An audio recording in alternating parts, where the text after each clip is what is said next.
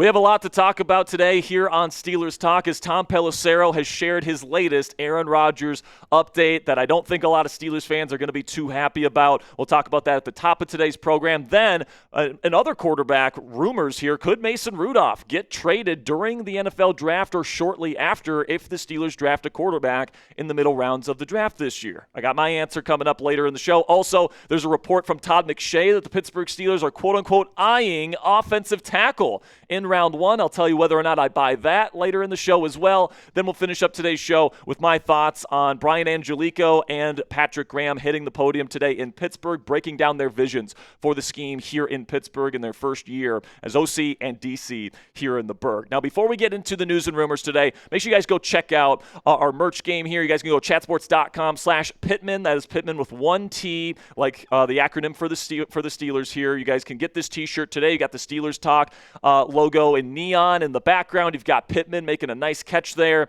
If you guys want to get one of these T-shirts today, they're $29.99 on our website right now. So chatsports.com/Pittman is the link. It's down there in the comments and description for you guys to click on if you would like to make a purchase today.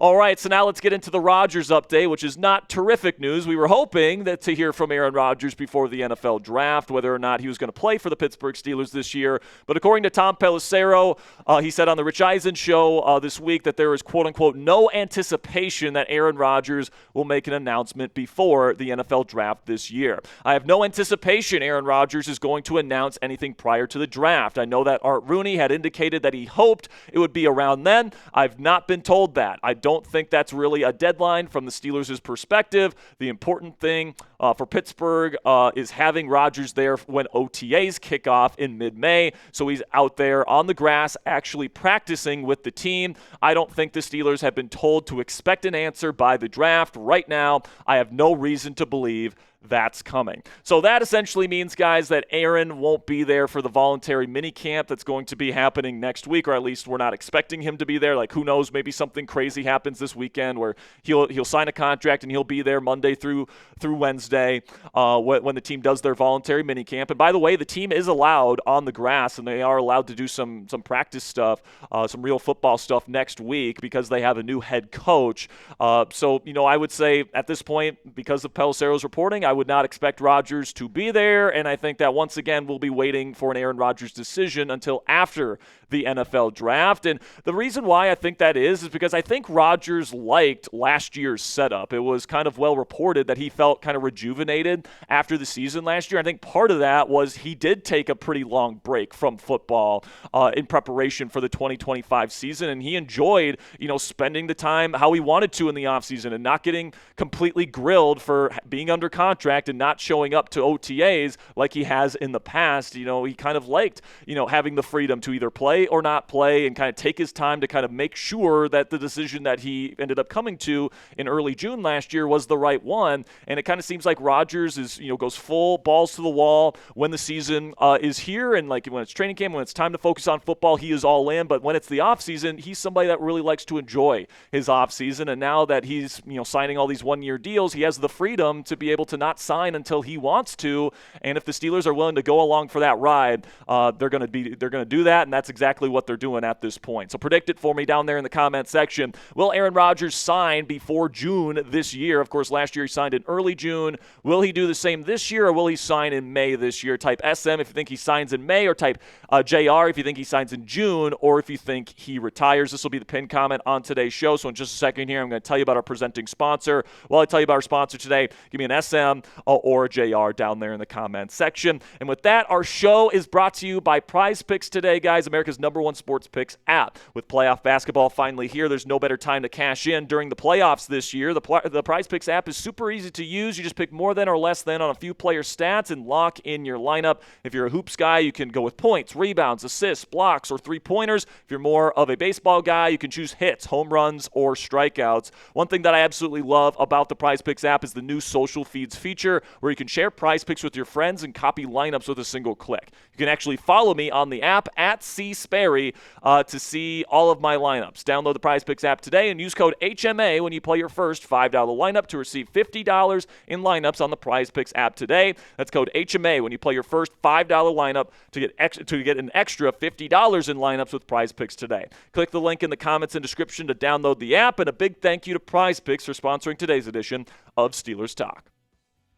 Now, the reason why Aaron Rodgers probably likes, quote-unquote, his process is because he doesn't have to participate in any of those team workouts during the offseason that he has advocated in the past, where he's said in the past, we shouldn't even have an offseason program. We should just get started at training camp. So, of course, now that he has the freedom to not sign until essentially training camp, he's going to do that, right? So that's part of the reason. That I also think part of the reason why he's kind of waiting here is because it gives him more time to make sure he wants to play next season. Like, the last thing I think Rodgers wants to do is commit to another season in March, and then he gets to June, and he's like, you know what, I'm not really feeling it. I'm going to retire. I don't think that is something that he wants to do. I think that he feels like that would be pulling the rug out from the team. But I think at this point, I mean, the team is clearly committing to him. If he retires at this point, regardless, it's pulling the rug out from under the Pittsburgh Steelers. But at this point, guys, I could see him wait until mandatory minicamp again. That's when he decided last year, or announced it last year. I think, Mike Tomlin made it pretty clear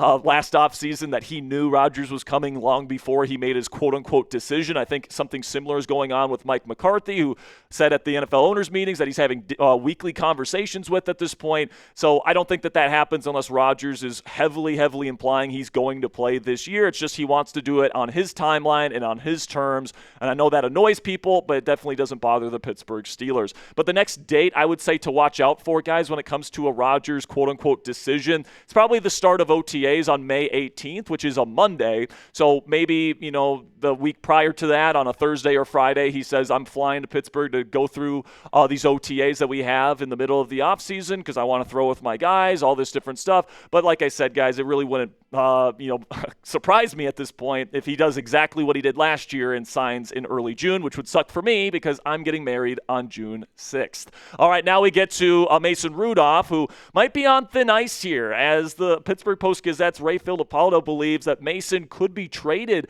this offseason as early as next weekend during the NFL draft if the Steelers draft a rookie quarterback to pair with Will Howard and potentially Aaron Rodgers. And if Pittsburgh drafts a mid-round QB, man, I got to admit it, I see it. I could see them parting ways with Mason Rudolph, who's more of like a mid-level backup guy at this point. And apparently this team really likes Will Howard, so if they believe in him and they think that he can be a legitimate QB2 to Rodgers, if and when he decides to come back and play for this team, then maybe they would consider trading Mason for a late day 3 type of pick. And if Pittsburgh adds another young quarterback to this room and Rodgers is coming back, there's only so much room in the quarterback room, guys. I don't think they're going to keep 4 quarterbacks on the roster unless like it's a Taylon Green, who's going to be more of like a hybrid Taysom Hill tight end quarterback type of guy.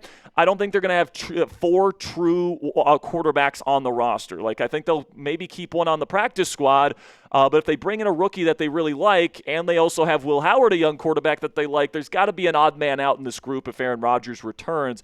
And I do think that guy would probably be Mason Rudolph. Now, Pittsburgh might be able to get something like a 7th-round pick or a late-round pick swap for Rudolph, but like I said, man, Rudolph's a mid-level backup quarterback, and I don't think there's a lot of teams looking to trade draft picks for mid-level backup quarterbacks unless they really like that backup. So with that said, man, I don't think Pittsburgh necessarily has to draft a quarterback this year. I think that the Steelers have really laid it on thick this year, or they don't feel like they have to take one, but if they can get one for a good value, they will take one. So, Mason Rudolph might be watching the NFL draft pretty closely here, especially once we get into Saturday or Friday and Saturday, days in 2 and 3 of the NFL draft. So predict it for me down there in the comments section. Will Mason Rudolph be on the final 53-man roster this year for the Pittsburgh Steelers? Give me a yes or a no down there in the comments section. Now we can shift our focus here to Todd McShay from The Ringer, who claims that the Steelers are quote-unquote looking real hard at offensive tackle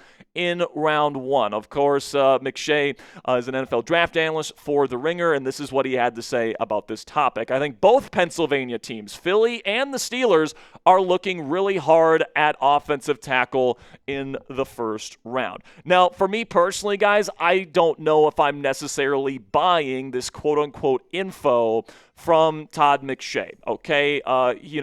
He's somebody that I think he's definitely somebody that I think doesn't have the greatest information in the world on the Pittsburgh Steelers. In the past, he has said a lot of different things here that haven't necessarily come true. He has said things with a lot of conviction that ended up being straight up wrong in the past when it comes to the Pittsburgh Steelers' first-round draft strategy.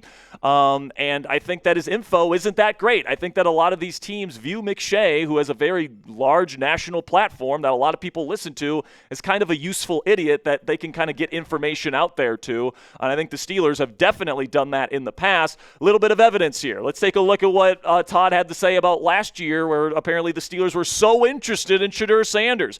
He said, quote, "Based on conversations I'm having with people in the league, there's a growing sense that Sanders will be the pick at 21 to the Steelers. As I've said multiple times over the past couple of weeks, Mike Tomlin and Sanders did hit it off during the pre-draft process. Any reports to the contrary are false." And of course, Pittsburgh ended up passing on Shedeur Sanders not once, not twice, not thrice, but 4 freaking times, and ended up taking a quarterback in round 6 in Will Howard instead. All right, if you think that's the only time he's been wrong, how about this one? Todd McShay said, "From everything I've heard, I think Mike Tomlin, this is the guy talking about Malik Willis in 2022. He really wants him." And of course, as we all know, once we got to pick number 20 there, we ended up taking a quarterback, but it wasn't Malik Willis. It was, of course, Kenny Pickett out of Pittsburgh here, who ended up being the draft selection for the Pittsburgh Steelers that year. So McShay is somebody that I think the Steelers have certainly, maybe leaked some information to in the past, and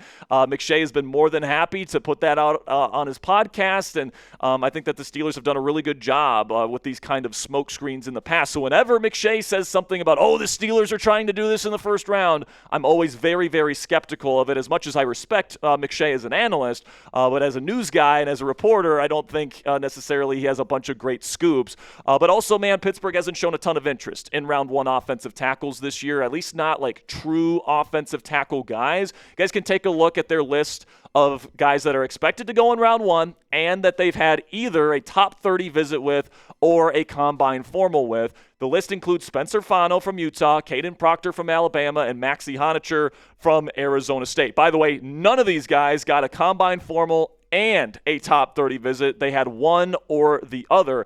Another thing to note about this list is that 2 of these guys can also play guard. And in fact, I would say Spencer Fano and Caden Proctor, the 2 guys I'm talking about here, are probably projected better as guards at the NFL level than as true offensive tackles. So for me, guys, I think guard is probably the much more likely destination here in round 1 for the Pittsburgh Steelers. I don't think it's impossible they take O-line in round 1, but I don't really think that they're planning on taking somebody that's going to be like their starting left tackle, for example. You guys can take a look at the current offensive line situation. I kind of like the situation at left tackle for the Steelers. I think Dylan Cook showed last year that he brings a good floor to the table for that position, but you also have the higher upside of Broderick Jones, who's still a former first-round pick. Obviously, he's coming off a really nasty neck injury, but he still has the long arms. He still has the incredible athleticism and movement ability. So I'm not giving up on Broderick Jones yet, but the big hole that needs to be filled here, is left guard with Brock Hoffman,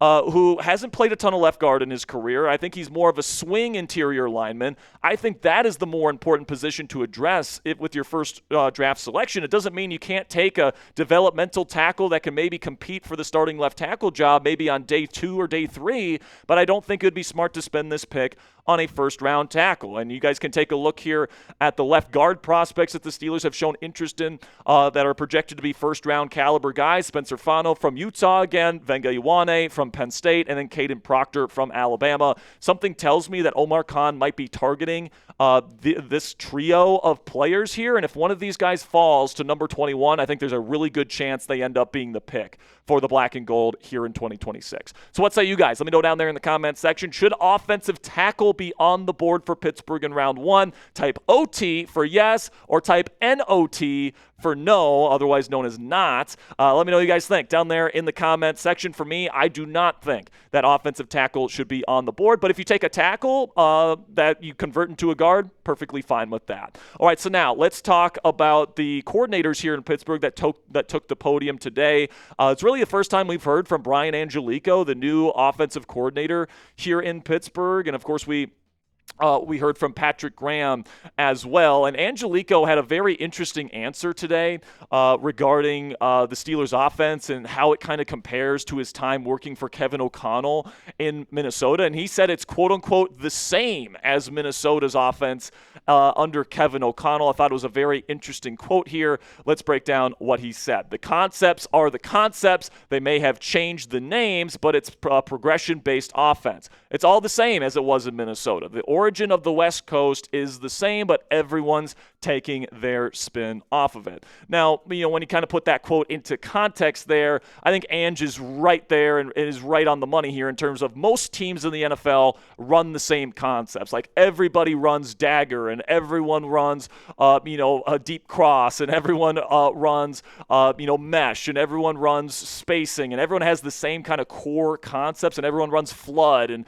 all these different things, okay? Those concepts are the concepts, as Ange pointed out. However, the differences between guys like Mike McCarthy and people like Kevin O'Connell, Kyle Shanahan, Matt LaFleur, Sean McVay is the tendencies, okay, and the usage, right? Certain schemes like to use 12 and 13 personnel more, like Arthur Smith, for example, who's also in the quote-unquote West Coast family, okay, but it's more of the Shanahan style West Coast family as opposed to kind of the older school, getting the shotgun, quick passing, kind of the older school kind of West Coast that, Andy Reid was a part of and Sean Payton was a part of and Mike McCarthy was a part of and really still runs. So, these two, styles of offense, kind of like the McCarthy style of offense and the McVay-Shanahan kind of stuff, it's two really completely different offenses. So when Ange says it's the same, I completely disagree.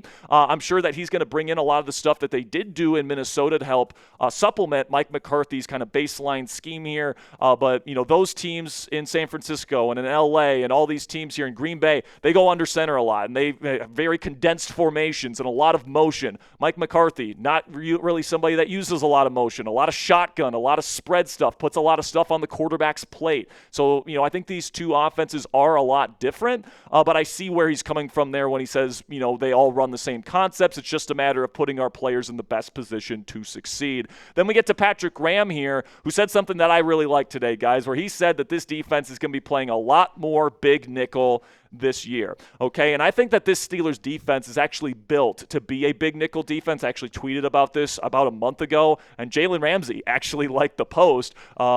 And, this is something that I've been advocating for a long time. It's something that the Seattle Seahawks do where they never get out of nickel because they've got, a big nickel player in Nick Emenwari who's like a big kind of smaller weak side linebacker that also happens to be a good slot corner. And we have one of those players here in Pittsburgh in Jalen Ramsey. You get Jaquan Brisker in this building for a reason, and that reason is to put Jalen Ramsey in that slot. And this was just absolute music to my ears to hear the defensive coordinator of the Pittsburgh Steelers, Patrick Graham, who you guys know I'm a giant fan of. I think that he's been a phenomenal coordinator throughout his career. He hasn't had the best talent to work with, but he's been somebody that's consistently gotten the most out of his teams. And I think that this roster is just built to be an absolutely dangerous big nickel team, just like the Seattle Seahawks, just like, you can argue the Philadelphia Eagles are with Cooper DeJean in the slot. We have one of those kind of dynamic, kind of big slot players in Jalen Ramsey, and he can be the straw that stirs the drink on defense here in Pittsburgh. Last year, because of injuries, he had to go play safety, and that kind of took away, his superpower, which is playing around the line of scrimmage, blitzing, being a run defender, and, putting him at free safety kind of took him away, from that equation. But you guys can take a look here at how the kind of defense will be structured. The way that Graham kind of describes it is 2-4-5. So that means 2 defensive linemen, 4 linebackers, and 5 secondary players. So the 2 defensive linemen he's talking about there are the 2 defensive tackles. The starters there are Cam Heyward and Derrick Harmon. Sebastian Joseph Day, Keeanu Benton will be rotating in. But you got Alex Highsmith and T.J. Watt as the defensive ends there. They're technically outside linebackers, but they're, by all intents and purposes, defensive ends because they're playing on the ball. But then you get to the linebackers here, and Patrick Queen will be the every down player. That is, if he's still on this team next year. Maybe they trade him, who knows? But at this current point, Patrick Queen will be the every down player. Peyton Wilson and Malik Harrison will rotate. Harrison will be the early down player. Peyton Wilson will be the coverage linebacker on passing downs. But then what really gives this team, in my opinion, its secret sauce is the big nickel secondary, where you've got two outside corners that are physical, can be run defenders, and they can play press man coverage. Joey Porter Jr. and Jamel Dean, both of them really, really good at that. Then you have Deshaun Elliott and Jaquan Brisker, two very good safeties, okay? But then Jalen Ramsey is there in the nickel where you can blitz him. You can use him as a run defender. He's one of the best tackling defensive backs in football still. He's almost 210 pounds, but he's so instinctual out in coverage as well. So he can be one of the best slot corners in football while also pretty much acting like a pseudo linebacker that's playing close to the line of scrimmage. And having a player like that will allow the Steelers to really live in this kind of formation where they don't have to play a bunch of 3-4 base defense, which Mike Tomlin and Terrell Austin did ad nauseum, and it really put especially the linebackers in tough positions in coverage. If you just stick in nickel and you can defend the run from nickel, that's going to completely change that equation, and that could allow this defense to be one of the best in football. So I really do think that this is going to work. I'm a big believer in Patrick Graham, and I wouldn't be surprised here, guys, if this team goes from a good defense, which is what it was last year. It wasn't a great defense. It was an okay, good, above-average defense. And I think that under Patrick Graham's leadership, this group, with as much talent as we have on this unit, could go from a great to elite in one season here. And, that's exactly what the Philadelphia Eagles did 2 years ago. That's exactly what the Seattle Seahawks did last year. And, we saw the results for those two football teams. Now, I'm not guaranteeing a Super Bowl championship here in Pittsburgh, but I can tell you this right now. If the Steelers are going to win a Super Bowl next year, it's not going to be because of Aaron Rodgers. It's not going to be about the offense. It's going to be because this defense returns the legendary status and takes us to the promised land. And I think we have some of the horses in here that could potentially take us there. So some really cool stuff here to finish up today's show. The team announced this week that there is going to be a slate of guest pickers for the Pittsburgh Steelers at the 2026 NFL Draft this year. Jerome Bettis, the Bus himself, will be there making a round 2 selection, I believe it is, and Joey Porter Sr. will be there as well. Joey Porter Jr. will be making a pick, and John Stallworth as well. So some big-time Steelers legends and, somebody that's probably going to get paid a big contract this year by the Steelers will all be there, and they'll be making the picks during round 2 and round 3, so the day 3 selections or day 2 selections, I should say, for the Pittsburgh Steelers. Now, make sure you guys get down there in the comments section because I know today was a bit of a longer one. We had a lot to talk about today. So if you made it to the end of today's show, I want to show you guys some love. Type REAL1 in all caps down there in the comments section if you made it to the end of the video today, and that'll be it for today's edition of Steelers Talk by Chat Sports, presented by Prize Picks. Make sure you guys click that subscribe button if you haven't already. I greatly appreciate your guys' support, and until next time, guys, here we go, Steelers.